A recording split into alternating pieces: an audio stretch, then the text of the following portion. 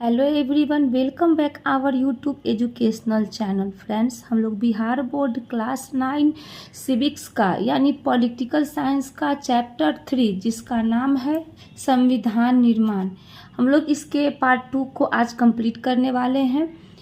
तो चलिए बिना देरी किए हुए स्टार्ट करते हैं। पिछले चैप्टर में हमने संविधान की परिभाषा को कंप्लीट किया था और हमने ये भी देखा था कि किस प्रकार दक्षिण अफ्रीका में श्वेतों और अश्वेतों यानी कि रंग भेद नीति के तहत किस प्रकार अश्वेतों के साथ दुर्व्यवहार किया जाता था। आखिर संविधान की ज़रूरत क्यों पड़ी?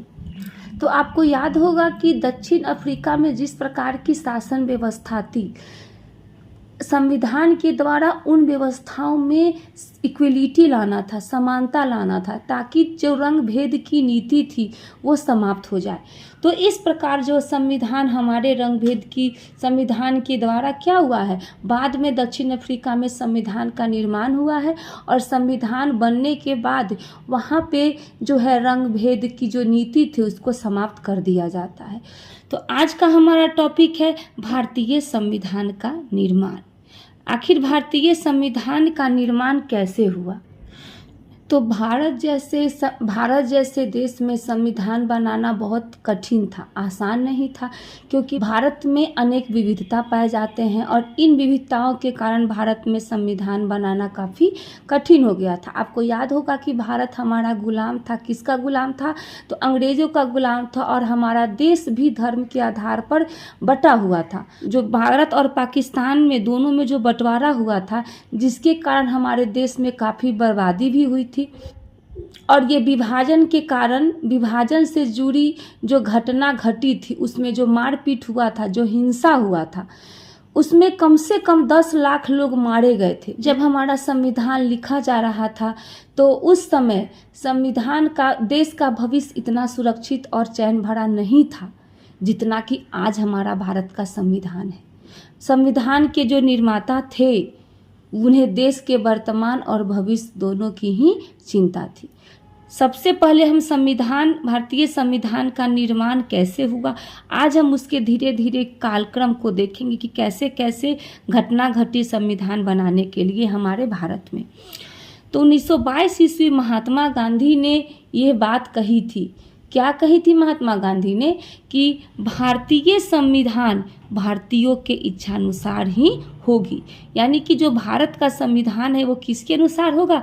भारत के अनुसार होगा। आपसे क्वेश्चन पूछा जा सकता है कि भारतीय संविधान भारतीयों के इच्छानुसार ही होगा, ये कथन किसका है? तो ये कथन महात्मा गांधी का है। और दूसरा पूछा जा सकता है कि भारतीय संविधान भारतीयों के इच्छानुसार ही होगी, यह कथन महात्मा गांधी के द्वारा कब कहा गया था? तो 1922 ईस्वी में। नेक्स्ट है 1924 ईस्वी में मोतीलाल नेहरू द्वारा ब्रिटिश सरकार से यह मांग की गई कि भारतीय संविधान के निर्माण के लिए संविधान सभा का गठन होना चाहिए। कहने का मतलब है कि अगर भारतीय संविधान बनेगा तो उसके लिए संविधान सभा होनी चाहिए। और ये संविधान सभा के गठन की मांग ब्रिटिश सरकार से किसने किया था? तो मोतीलाल नेहरू ने। ठीक है। फिर क्वेश्चन पूछा जा सकता है कि मोतीलाल नेहरू ने किससे यह मांग की कि भारतीय संविधान के निर्माण के लिए संविधान सभा का गठन किया जाए? तो ब्रिटिश सरकार से। और ये मांग कब की गई थी? तो 1924 में। तो इससे जिस प्रकार भी क्वेश्चन अगर पूछा जाए तो आप लोग जवाब देने में सक्षम हो सकते हैं। इसका मतलब है कि आपको ये सारे चीज़ याद करने होंगे। नेक्स्ट है 1928 ईस्वी में मोतीलाल नेहरू और कांग्रेस के 8 अन्य नेताओं ने भारत का एक संविधान लिखा था। तो अगर पूछिएगा कि सबसे पहली बार भारत का संविधान कब लिखा गया था, तो 1928 में। आपको याद होगा, अगर आप हिस्ट्री पढ़े होंगे तो आपको याद होगा कि 1928 में ही साइमन कमीशन हमारे भारत आए थे और साइमन कमीशन में एक भी भारतीय नहीं थे, जिससे हमारे देश के जितने भी यंग नेता थे, जैसे जवाहरलाल नेहरू, ये सब ये साइमन कमीशन का क्या कर रहे थे, विरोध कर रहे थे। और साइमन कमीशन के विरोध करने के क्रम में ही उसी समय मोतीलाल नेहरू और कांग्रेस के 8 अन्य नेता, ये एग्जाम में पूछा जाता है कि भारत का संविधान किसके द्वारा लिखा गया था, तो मोतीलाल नेहरू और कांग्रेस के 8 अन्य नेताओं के द्वारा सबसे पहली बार 1928 में ही लिखे थे। उसके बाद 1931 में कराची में अधिवेशन होता है। 1931 में कराची अधिवेशन का अध्यक्ष सरदार वल्लभ भाई पटेल को बनाया गया था। और जो ये अधिवेशन हुआ था 1931 का, ये 26 से 31 मार्च 1931 तक चला था। और इसी अधिवेशन में, यानी कि कराची अधिवेशन में, कई अहम प्रस्ताव पारित हुए थे। इस आपके बुक में दिया गया है कि कराची जो अधिवेशन 1931 में हुआ था, उसमें प्रस्ताव रखी गई कि आज़ाद भारत का संविधान कैसा होगा। ठीक है, इसी में कहा गया था कि आज़ाद भारत का संविधान कैसा होगा। और दूसरा, इन दोनों दस्तावेजों में स्वतंत्र भारत के संविधान में सार्वभौम वयस्क मताधिकार, यानी कि सार्वभौम वयस्क मताधिकार का मतलब होता है कि सभी लोगों को, जो व्यक्ति 18 साल से ऊपर हैं, उन सभी लोगों को वोट देने का अधिकार है। क्योंकि आपको याद होगा कि पहले सभी लोगों को सार्वभौम वयस्क मताधिकार नहीं था, जिसमें महिलाओं को भी वोट देने का अधिकार नहीं था। तो यही जो कराची अधिवेशन हुआ था 1931 में, इसी अधिवेशन में सार्वभौम वयस्क मताधिकार, स्वतंत्रता और समानता का अधिकार और अल्पसंख्यकों के अधिकार की रक्षा की बात कही गई थी। कहने का मतलब है कि सभी लोगों को वोट देने का अधिकार होगा, उसके बाद में सभी लोगों के स्वतंत्रता और समानता के अधिकार की रक्षा करनी होगी। और जो भी देश में अल्पसंख्यक हैं, वैसी जाति जिसकी जनसंख्या कम है, वैसी अल्पसंख्यकों के अधिकारों की रक्षा की बात इसमें कही गई थी। कब कही गई थी, तो कराची अधिवेशन में। तो एग्जाम में पूछा जा सकता है कि अल्पसंख्यकों के अधिकार की रक्षा की बात निम्नलिखित में से किस अधिवेशन में कही गई थी, तो 1931 का कराची अधिवेशन। दूसरा क्वेश्चन पूछा जा सकता है कि सार्वभौम वयस्क मताधिकार या स्वतंत्रता एवं समानता का अधिकार का प्रस्ताव जो है किस अधिवेशन में रखा गया था, तो 1931 का कराची अधिवेशन। या एग्जाम में इस प्रकार भी पूछा जा सकता है कि 1931 के कराची अधिवेशन में निम्नलिखित में से कौन से प्रस्ताव रखे गए थे। ऑप्शन ए में दे देगा सार्वभौम वयस्क मताधिकार, ऑप्शन बी दे देगा स्वतंत्रता और समानता का अधिकार, ऑप्शन सी दे देगा अल्पसंख्यकों के अधिकारों की रक्षा, और ऑप्शन डी दे देगा इनमें से सभी, और ऑप्शन ई दे देगा इनमें से कोई नहीं। तो आप क्या मारोगे, इनमें से एक से अधिक मार दोगे। उसके बाद में 1937 में हमारे भारत में पहली बार चुनाव हुए थे। और आज़ादी से पहले 1937 में हमारे भारत में पहली बार चुनाव कराए गए थे। और उस समय हमारे बिहार में मुख्यमंत्री का चुनाव उस समय नहीं होता था, उस समय प्रधानमंत्री का चुनाव होता था। और उस समय हमारे बिहार के प्रथम प्रधानमंत्री श्री कृष्ण सिंह को बनाया गया था। अब आप पूछोगे कि प्रधानमंत्री का चुनाव, तो हाँ, उस समय प्रधानमंत्री का ही चुनाव होता था। बाद में हमारे आज़ादी के बाद बिहार में मुख्यमंत्री का चुनाव होने लगा है। तो आप कंफ्यूज नहीं करेंगे। बिहार में अगर पूछेगा कि प्रधानमंत्री, सबसे पहले प्रधानमंत्री किसको बनाया गया है, तो आप लोग बोलोगे कि बिहार में प्रधानमंत्री तो बनता ही नहीं है। तो याद रखना 1937 में चुनाव हुआ था और जिसमें बिहार के पहले प्रधानमंत्री श्री कृष्ण सिंह को बनाया गया था। हालांकि कुछ समय के बाद वो हट गए थे और मोहम्मद यूनुस को बाद में बनाया गया था। तो इसमें आपके बुक में लिखा गया है कि 1937 में पूरे ब्रिटिश शासन वाले भारत में प्रादेशिक असेंबलियों के लिए चुनाव कराए गए थे। तो ये डेट याद रखिएगा, 1937। कब चुनाव हुआ था भारत में पहली बार आज़ादी से पहले, तो 1937 में। उसके बाद में भारत सरकार कानून कब बना, तो 1935 में भारत सरकार कानून बना था। और ये जो 1937 में जो चुनाव हुआ था वो कौन से भारत सरकार अधिनियम के तहत बनाए गए थे?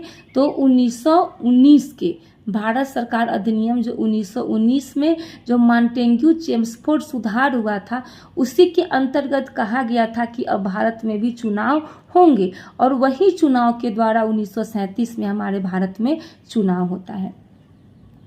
उसके बाद में नेक्स्ट एक नोट है, हमारे नेता फ्रांसीसी क्रांति के आदर्शों, ब्रिटेन के संसदीय लोकतंत्र के कामकाज और अमेरिका के अधिकारों की सूची से काफ़ी प्रभावित थे। तो एग्जाम में पूछा जा सकता है कि जो हमारे नेता थे वो किस किस देश से प्रभावित थे? तो फ्रांस के आदर्शों से प्रभावित थे, ब्रिटेन के संसदीय लोकतंत्र के कामकाज से प्रभावित थे, और अमेरिका के अधिकारों की सूची से हमारे नेता प्रभावित थे। ध्यान में रखिए किस किस से हमारे नेता प्रभावित थे? तो फ्रांसीसी क्रांति के आदर्शों से, ब्रिटेन के संसदीय लोकतंत्र के कामकाज से, और अमेरिका के अधिकारों की सूची से ये प्रभावित थे। और किससे प्रभावित थे? तो रूस की समाजवादी क्रांति से भी ये लोग काफ़ी प्रभावित थे। कौन प्रभावित थे? तो हमारे देश के जो युवा नेता थे वो सभी प्रभावित थे। और ये सब तभी तो आपको याद होगा कि हमारे भारत का संविधान जो है विश्व का सबसे बड़ा संविधान है, और हमारे भारत का संविधान जो है एक देश के संविधान से नहीं बना है, कई देशों को मिलाकर हमारे देश का संविधान बना है। जैसे मौलिक अधिकार कहाँ से लिए गए? तो संयुक्त राज्य अमेरिका से लिए गए। तो आप देखोगे आगे, मैं आपको आगे बताऊंगी कि कहाँ से कौन सा चीज लिया गया है। नेक्स्ट है संविधान सभा। आपको याद होगा, अभी मैं तुरंत बताई हूँ कि 1924 में मोतीलाल नेहरू ने ब्रिटिश सरकार से संविधान सभा के गठन की मांग की गई। तो आखिर संविधान सभा होता क्या है? तो चुने गए प्रतिनिधियों की वैसी सभा जो संविधान नामक विशाल दस्तावेज को लिखने का काम करती है, उसे संविधान सभा कहते हैं। यानी कि जो हमारे संविधान है वो उस दस्तावेज को जो लिखने का काम तो एक दो व्यक्ति करेगा नहीं, लिखने का काम तो कई व्यक्तियों के द्वारा किया जाएगा। तो यहाँ देखिए चुने गए जनप्रतिनिधियों की सभा, यानी कि एक दो लोगों की सभा नहीं है, बहुत सारे लोगों की सभा है, और वे सभी मिलकर क्या कर रहे हैं? संविधान नामक विशाल दस्तावेज को लिखने का काम कर रहे हैं। इसे ही हम संविधान सभा कहते हैं। तो आप इसको याद कर जाइएगा संविधान सभा की अगर परिभाषा पूछेगा तो। नेक्स्ट है 1946 में संविधान सभा के लिए पहली बार चुनाव जुलाई 1946 में हुआ था। तो पूछता है क्वेश्चन पूछा जा सकता है कि संविधान सभा के लिए सबसे पहली बार चुनाव कब हुआ है? तो 1946 में, और कौन सा मंथ है? तो जुलाई है। ठीक है। उसके बाद दिसंबर 1946 में क्या हुआ? तो संविधान सभा की पहली बैठक जो है 9 दिसंबर 1946 को हुई थी। यहाँ पे 9 दिसंबर आपके बुक में नहीं दिया गया था, इसलिए मैं 9 दिसंबर नहीं लिखी हूँ, लेकिन आप याद रखिएगा कि 9 दिसंबर 1946 को संविधान सभा की पहली बैठक हुई थी। जब संविधान सभा की पहली बैठक हुई थी तो आपको याद होगा कि हमारा भारत आज़ाद होता है, लेकिन हमारा जो 9 दिसंबर 1946 को ही संविधान सभा की पहली बैठक हुई थी। उस समय हमारा देश का बंटवारा नहीं हुआ था। उस समय 1946 में भारत और पाकिस्तान एक ही साथ था। तो नोट है कि देश को दो हिस्से जैसे भारत और पाकिस्तान में बंटने के बाद भारत की संविधान सभा और पाकिस्तान की संविधान सभा बना। यानी कि जब पहली बैठक हुई थी उस समय हमारा देश आज़ाद नहीं हुआ था, लेकिन जब 1947 में हमारा देश आज़ाद हुआ तो भारत के लिए अलग संविधान सभा हुआ और पाकिस्तान के लिए अलग संविधान सभा बना। भारतीय संविधान लिखने वाली सभा में कितने सदस्य थे? तो 299 सदस्य थे। कई बार एग्जाम में ये पूछा गया है कि भारतीय संविधान लिखने वाली सभा में कितने सदस्य थे? 299 सदस्य थे, याद रखिएगा। नेक्स्ट है 26 नवंबर 1949 को क्या हुआ था? तो 26 नवंबर 1949 को संविधान सभा ने लिखने का कार्य पूरा कर लिया। लिखने का कार्य कब पूरा किया? तो 26 नवंबर 1949 को। 26 जनवरी 1950 को क्या हुआ? तो इस दिन संविधान लागू हुआ और हर साल 26 जनवरी को गणतंत्र दिवस मनाते हैं। तो अब आपके दिमाग में ये क्वेश्चन आया होगा कि आखिर संविधान जो है लिखने का कार्य जब 26 नवंबर 1949 को ही पूरा हो गया, तो फिर आखिर 26 नवंबर को जब पूरा हुआ तो आखिर 2 महीने यानी कि दिसंबर और जनवरी में ये लागू हुआ। तो क्या कारण है कि 2 महीने के बाद जो है हमारा संविधान जो है लागू हुआ? तो इस लाइन को समझने का प्रयास कीजिएगा। 1929 में लाहौर में अधिवेशन होता है और इस लाहौर अधिवेशन का अध्यक्ष पंडित जवाहरलाल नेहरू को बनाया जाता है और इसी 1929 के लाहौर अधिवेशन में पूर्ण स्वराज की मांग का प्रस्ताव पारित हो जाता है।